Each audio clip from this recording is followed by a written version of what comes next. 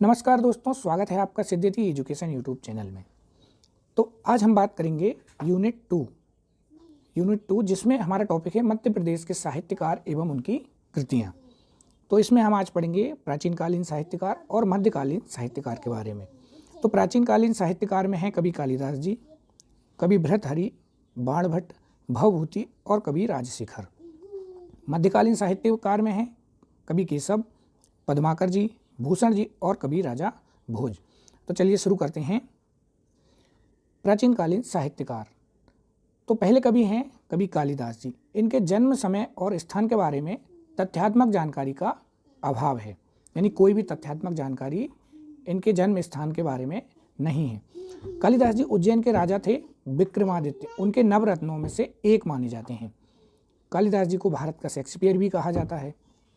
कालिदास के महाकाव्य हैं दो, रघुवंश और कुमार संभव। तो जो रघुवंश हैं इसमें महाराजा दिलीप से लेके रघुवंश के अन्य राजाओं का सुंदर वर्णन किया है रघुवंश महाकाव्य में, और जो कुमार संभव है इसमें शिव की कथा का वर्णन कालिदास जी ने किया है। इनके 3 नाटक हैं, अभिज्ञान शकुंतलम, मालविकाग्निमित्र और विक्रमो बर्षीय। तो जो अभिज्ञान शकुंतलम है इसमें यह इनका प्रसिद्ध नाटक है कालिदास जी का, जिसमें उन्होंने दुष्यंत और शकुंतला की प्रेम कहानी का वर्णन किया है। इसके बाद है मालविका अग्निमित्र। इसमें मालविका और अग्निमित्र की कहानी है और यह शुंग वंश की जानकारी इस नाटक से प्राप्त होती है। तीसरा है इनका विक्रमो बर्षीय, जिसमें मृत्युलोक के राजा थे पुरूरवा और देवलोक की अप्सरा थी उर्वशी, उनकी कहानी का वर्णन इसमें मिलता है। 2 खंडकाव्य हैं इनके, ऋतु संहार और मेघदूत। तो जो ऋतु संहार है इस रचना में कालिदास जी ने बसंत ऋतु को ऋतुराज बताया है, और मेघदूत में यक्ष अपनी प्रेमिका को विंध्याचल पर्वत से बादल के माध्यम से संदेश भेजने का वर्णन मेघदूत में कालिदास जी ने किया है। अगले कवि हैं कवि भर्तृहरि। तो भर्तृहरि प्रबंध चिंतामणि और प्रभावक चरित्र के अनुसार भर्तृहरि उज्जैनी के राजा थे। वे राजा चंद्रगुप्त विक्रमादित्य के बड़े भाई थे, यानी कि जो भर्तृहरि हैं यह राजा चंद्रगुप्त विक्रमादित्य के बड़े भाई थे, और इन्होंने 12 वर्षों तक उज्जैनी पर राज्य करने के बाद अपना सिंहासन छोटे भाई को सौंप दिया और आप सन्यासी बन गए। उन्होंने गुरु गोरखनाथ जी से दीक्षा ली और उत्तर प्रदेश के चुनार में साधना की, और राजस्थान के सरिस्का में उन्होंने समाधि ली। इनकी प्रमुख रचनाएं हैं नीति शतक, श्रृंगार शतक और वैराग्य शतक इनकी प्रमुख रचनाएं हैं। अन्य ग्रंथ भी हैं इनके, वाक्यदीप वृत्ति, भागवती, महाभाष्य दीपिका, शब्द धातु समीक्षा, मीमांसा सूत्रवृत्ति और वेदांत सूत्रवृत्ति इनके अन्य ग्रंथ हैं। इसके बाद अगले कवि हैं कवि बाणभट्ट। तो कवि बाणभट्ट जो हैं इनका जन्म पश्चिम बिहार के किसी गांव के एक विद्वान परिवार में हुआ था। हर्षवर्धन बाणभट्ट की प्रतिभा से प्रभावित होकर उनको अपना राजकवि बनाया, यानी हर्षवर्धन ने कवि बाणभट्ट को अपना राजकवि बनाया। हर्षवर्धन ने उन्हें चक्रवर्ती की उपाधि दी, यानी बाणभट्ट को हर्षवर्धन ने कवि चक्रवर्ती की उपाधि प्रदान की। इनकी रचनाएं हैं कादम्बरी और हर्षचरितम इनकी प्रमुख रचनाएं हैं। अन्य ग्रंथ हैं इनके चंडी शतक और पार्वती परिणय। इसके बाद अगले कवि है भवभूति। तो भवभूति जो हैं ये पदमपुर के निवासी थे। दार्शनिकों के मध्य अम्बेक नाम से प्रसिद्ध भवभूति कन्नौज शासक यशोवर्मन के दरबार के प्रतिष्ठित विद्वान थे, यानी कि जो कवि भवभूति हैं यह दार्शनिकों के मध्य में अम्बेक नाम से प्रसिद्ध थे, और कन्नौज का शासक था यशोवर्मन, उसके दरबार में एक प्रतिष्ठित विद्वान थे। भवभूति जी भारतीय मिल्टन के नाम से भी प्रसिद्ध थे, और इनका वास्तविक नाम था श्रीकंठ। इनकी रचनाएं हैं मालती माधव, उत्तर रामचरित और महावीर चरित्र इनकी प्रमुख रचनाएं हैं। अगले हैं राजशेखर। तो जो कवि हैं राजशेखर यह त्रिपुरी के कलचुरी वंश के महान युवराज थे देव प्रथम। ये एक साहित्य के आश्रयदाता थे, जिनके दरबार में संस्कृत के प्रसिद्ध नाटककार राजशेखर रहते थे। इनकी रचनाएं हैं काव्य मीमांसा, कर्पूर मंजरी, ये कलचुरी वंश का इसमें वर्णन मिलता है। इसके बाद है बाल रामायण और बाल भारत, इनके प्रमुख रचनाएं हैं। इसके बाद आते हैं मध्यकालीन साहित्यकार। तो जो मध्यकालीन साहित्यकार हैं इसमें हैं केशव दास। केशव दास को मुगल बादशाह जहांगीर का संरक्षण प्राप्त था। इन्हें कठिन काव्य का प्रेत, जो बहुत फेमस इनका केशव दास जी को कहते थे कठिन काव्य का प्रेत, ओरछा के नरेश इंद्रजीत के दरबार में ये राजकवि थे। इन्होंने श्रृंगार रस में अधिक रचनाएं लिखी हैं। प्रमुख रचनाएं हैं कवि प्रिया, रसिक प्रिया, विज्ञान गीता, रामचंद्रिका व रत्नबावणी और नक्शिक वर्णन इनकी प्रमुख रचनाएं हैं। अगले कवि हैं कवि पद्माकर। इनका जन्म सागर मध्य प्रदेश में 1753 में हुआ था। इनका मूल नाम था प्यारेलाल। सितारा, जयपुर और ग्वालियर आदि राज दरबारों में भी आप रहे। इनकी प्रमुख रचनाएं हैं पद्माकर जी की प्रबोध 50, गंगा लहरी, यमुना लहरी, जगत विनोद, राम रसायन, हितोपदेश, बिरुदावली और राग रसायन इनकी प्रमुख रचनाएं हैं। इसके बाद आते हैं कवि राजा भोज। इनका जन्म उज्जैन में हुआ था और इनकी प्रमुख रचनाएं हैं, भोज की प्रमुख रचनाएं हैं भोज प्रबंधम, सरस्वती, कंठाभरण, विद्या विनोद, सिद्धांत संग्रह, चारु चर्चा, समरागगण और सूत्रधार राजा भोज की प्रमुख रचनाएं हैं। इसके बाद आते हैं कवि भूषण। इनका जन्म कानपुर के निकट माना जाता है। इनका उपनाम था जटाशंकर। भूषण जी को बुंदेला शासक छत्रसाल का संरक्षण प्राप्त था। इनकी प्रमुख रचनाओं की बात करें तो शिवराज, भूषण, भूषण हजारा, भूषण उल्लास, दूषण उल्लास, शिबा बावनी और छत्रसाल दशक इनकी प्रमुख रचनाएं हैं। आधुनिक साहित्यकार में हमारे सबसे पहले हैं माखनलाल चतुर्वेदी। तो माखनलाल चतुर्वेदी का जन्म 1889 में होशंगाबाद के बावई गांव में हुआ था। इनकी कर्मभूमि खंडवा रही। इन्हें भारतीय आत्मा भी कहा जाता है।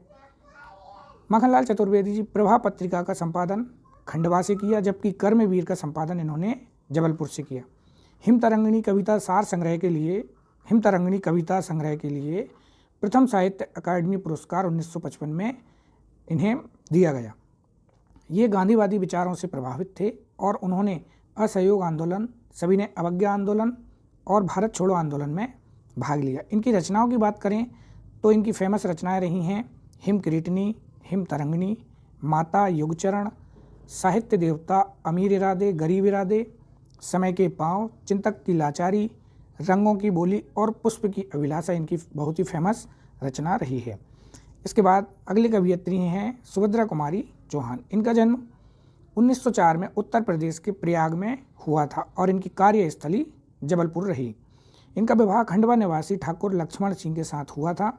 लक्ष्मण सिंह जबलपुर आकर कर्मवीर में माखनलाल चतुर्वेदी के साथ संपादन का काम देखने लगे। उनके साथ सुभद्रा कुमारी चौहान ने भी राष्ट्रीय संघर्ष में हिस्सा लिया और जेल भी गईं। माखनलाल चतुर्वेदी के सहयोग से उनकी कविता चमक उठी। इनकी रचनाएं हैं, इन्होंने कहानियाँ भी लिखी हैं, लेकिन मुख्य रूप से वे कवयित्री थी। मुकुल, बिखरे मोती, उन्मादिनी, त्रिधारा, सभा के खेल, सीधे साधे चित्र, झांसी की रानी कविता ने तो कमाल ही कर दिया। इनकी सबसे फेमस जो रचना थी झांसी की रानी। इसके बाद आते हैं हम हमारे अगले साहित्यकार हैं बालकृष्ण शर्मा नवीन। तो इनका जन्म 8 दिसंबर 1897 को मध्य प्रदेश के शाजापुर जिले के भयाना गांव में हुआ था। ये लोकसभा और राज्यसभा और संविधान सभा के सदस्य भी रहे। ये इम्पोर्टेंट है, ये क्वेश्चन आ सकता है क्योंकि ये लोकसभा, राज्यसभा और ये संविधान सभा के सदस्य रहे। इन पर गणेश शंकर विद्यार्थी और माखनलाल चतुर्वेदी जैसे राष्ट्रवादी गुरुओं का व्यापक प्रभाव रहा। उन्होंने प्रभा प्रताप नामक 2 पत्रों का संपादन किया। इनकी रचनाओं के बारे में बात करें तो उर्मिला इनका महाकाव्य था, जबकि प्राण पर्ण यह इनका खंडकाव्य रहा। इसके बाद अगली इनकी रचनाएं हैं कुमकुम, रश्मि रेखा, अपलक, विनोबा, स्तवन और हम बिस्पाई जन्म के इनकी प्रमुख रचनाएं थी। इसके बाद अगले कवि हैं हरिशंकर परसाई। हरिशंकर परसाई का जन्म 22 अगस्त 1924 को होशंगाबाद के जमानी गांव में हुआ था। इनका निधन 10 अगस्त 1985 95 को हो गया। इन्होंने वसुधा तथा प्रहरी नामक पत्रिका का संपादन जबलपुर से किया। इनकी रचनाओं की बात करें तो इनके उपन्यास हैं रानी नागफनी की कहानी, तट की खोज, ये इनके उपन्यास है। निबंध संग्रह हैं तब की बात और थी, भूत के वाँव पीछे, बेईमानी की परत, पगडंडियों का जमाना, सदाचार का ताबीज और शिकायत मुझे भी है। यह इनके निबंध संग्रह थे। कहानी संग्रह हैं इनके हंसते हैं रोते हैं जैसे उनके दिन फिरे। इसके बाद इनके व्यंग निबंध संग्रह हैं वैष्णव की फिसलन, तिरछी रेखाएं, ठिठुरता हुआ गणतंत्र और विकलांग श्रद्धा का दौर। इसके बाद अगले हैं हमारे कवि शरद जोशी। तो इनका जन्म 21 मई 1931 उज्जैन में हुआ था। इन्हें 1990 में पद्मश्री पुरस्कार प्राप्त हुआ, ये इम्पोर्टेंट है। इनकी रचनाओं के बारे में अगर हम बात करें तो रचनाएं थी परिक्रमा, जीप पर सवार इल्लियाँ, राह किनारे बैठ, दूसरी सतह, पिछले दिनों, यथासंभव, ये सभी व्यंग निबंध हैं इनके। अंधों का हाथी, एक था गधा, ये 2 इनके नाटक हैं।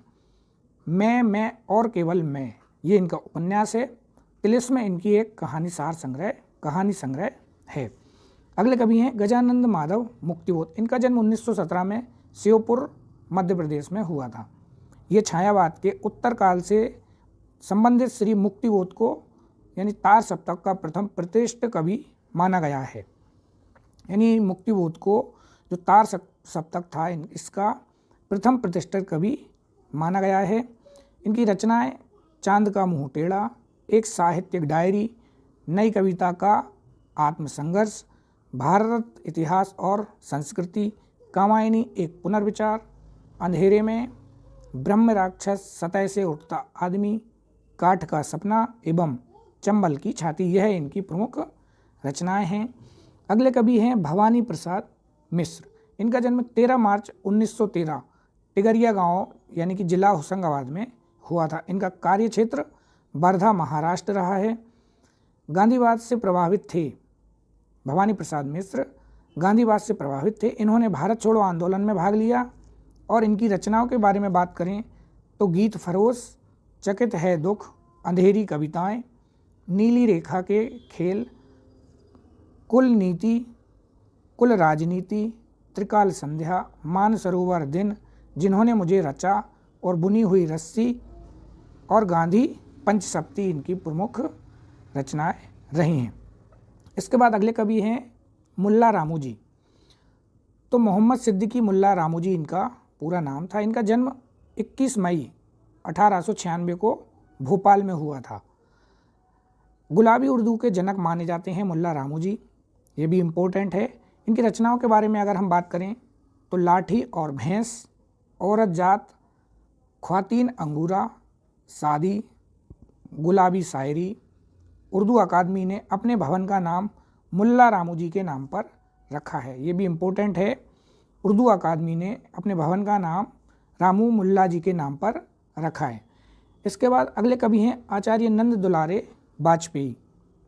इनका जन्म 1906 उन्नाव जिला उत्तर प्रदेश में हुआ था। इनकी कर्मस्थली व मृत्यु का स्थान उज्जैन रहा। हिंदी के प्रसिद्ध पत्रकार, समीक्षक, साहित्यकार, आलोचक तथा ये संपादक थे। इनकी रचनाएं थी 20वीं शताब्दी, आधुनिक साहित्य, नए प्रश्न, राष्ट्रभाषा की कुछ समस्याएं, रीति और शैली, जयशंकर प्रसाद, प्रेमचंद, महाकवि सूरदास व महाकवि निराला इनकी प्रमुख रचनाएं रहीं। अगले कवि हैं बाल बैरागी। तो बाल बैरागी का जन्म नीमच मध्य प्रदेश में हुआ था। इनकी रचनाएं थी भावी रक्षक देश के, दो टूक, दीवट पर दीप, अपनी गंध नहीं बेचूंगा, सारा देश हमारा, चांद में धब्बा, दर्द दीवानी, जूझ रहा हिंदुस्तानी, गौरव